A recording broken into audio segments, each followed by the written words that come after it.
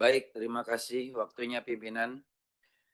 Eee, yang akan saya sampaikan pada sore hari ini yang terjadi beberapa hal di semua wilayah, terutama dapil wilayah saya Tangerang Raya. Sampai hari ini, Pak Dirut terkait masalah sosialisasi penggunaan kartu BPJS untuk pengambilan obat di Kimia Farma ini masih kurang sosialisasi itu, sampai ke tengah-tengah masyarakat. Nah, yang jadi persoalan seringkali, masyarakat ketika menembus obat menggunakan kartu BPJS, mengatakan stok habis, tidak ada stok bahan baku tidak ada dan segala macam. Nah, lalu ketika ada pengulangan pengambilan obat di Kimia Farma, itu selalu mengatakan tanpa menggunakan resep dokter berikutnya tidak bisa.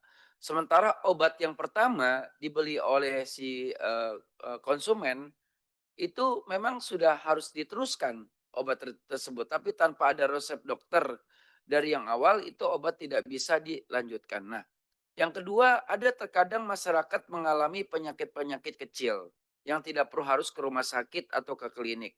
Mereka ingin membeli obat-obat sekedar penyakit demam, flu, batuk, yang tidak mungkin harus dia ke klinik atau berobat secara menginap. Nah, sementara di Kimia Farma itu sudah ada dokter-dokternya.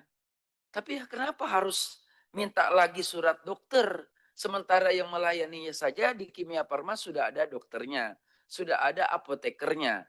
Kalau sudah ada fasilitas dokter, sudah ada fasilitas apoteker, untuk apa lagi warga masyarakat yang sudah membawa kartu BPJS harus kembali lagi ke rumah sakit atau ke klinik di mana mereka pernah awal berobat di sana. Nah, terobosan-terobosan seperti inilah saya rasa perlu perlu dipikirkan oleh Kimia Farma bagaimana meningkatkan pelayanan kepada masyarakat dengan kartu BPJS yang mereka sudah miliki, cukup dengan kartu tersebut kalau memang ada dokter, ada apoteker di setiap Kimia Farma itu tentu tidak perlu lagi loh masyarakat itu untuk kembali lagi ke rumah sakit awal dan ke klinik awal. Nah, inilah yang harus dipecahkan sehingga masyarakat bisa lebih eh, mendapatkan pelayanan berobat secara gratis menggunakan kartu BPJS itu. Lalu presiden kita Bapak Prabowo ini kan melaksanakan target 80.000 GRE Koperasi Merah Putih. Konsep apa yang dimiliki Pak Dirut untuk melayani masyarakat di tingkat desa? Dengan Koperasi Merah Putih ini kan pasti salah satu adalah retail. Retail itu kan kalau Alfa dan Indomaret tadi teman-teman cerita, kan bukan hanya menjual sembako. Di retail Alfa dan Indomaret pun ada di situ gerai obat, ada konter obat.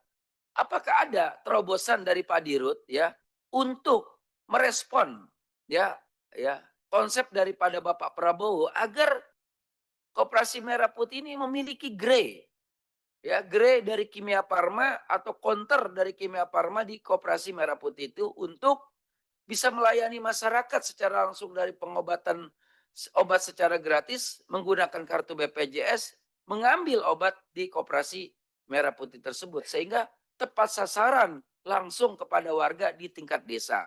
Seperti itu Pak Dirut. Dan yang terakhir, apakah benar bahwa persoalan yang menyangkut harga obat kimia farma mahal itu disebabkan hampir 40% produk kimia farma ini bukan hanya bahan baku yang import, tapi memang obat patennya memang sudah import. Artinya seperti omeprazol itu dibeli oleh Kimia Farma langsung dari Amerika, bukan diproduksi di Indonesia. Nah, apakah benar sekarang ini Kimia Farma 40% bukan hanya memproduksi obat di Indonesia, tapi memang menjadi importir obat dari luar negeri? Ini pertanyaan saya.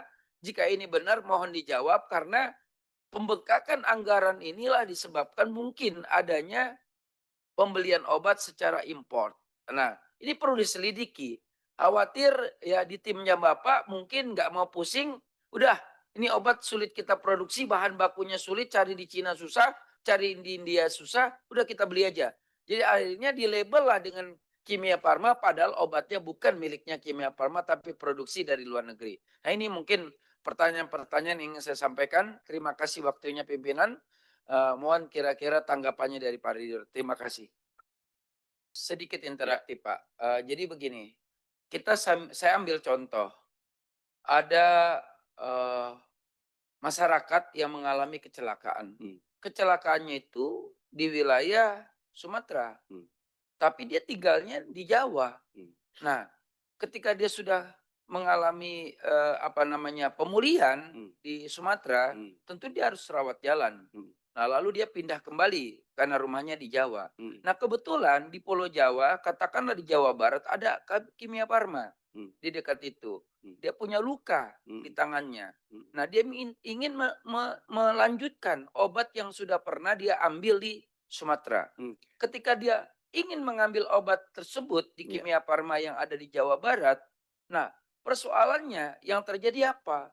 Persoalan yang terjadi dia harus kembali lagi ke Sumatera hmm, untuk meminta resep dari Sumatera. Ini kan udah nggak masuk akal. ya, Sementara ada Kimia Farma di Jawa Barat yang seharusnya dokter yang ada di Kimia Farma itu kan ada standby dokternya di situ. Kenapa sih harus suruh balik lagi ke Sumatera, sedangkan orang ini baru mengalami musibah kecelakaan? Nah, inilah cara berpikir kita, logika kita yang harus kita buat terobosan agar bagaimana pasien tersebut yang sedang berawat jalan, dia bisa ambil obatnya di Kimia Farma dengan menggunakan kartu BPJS itu.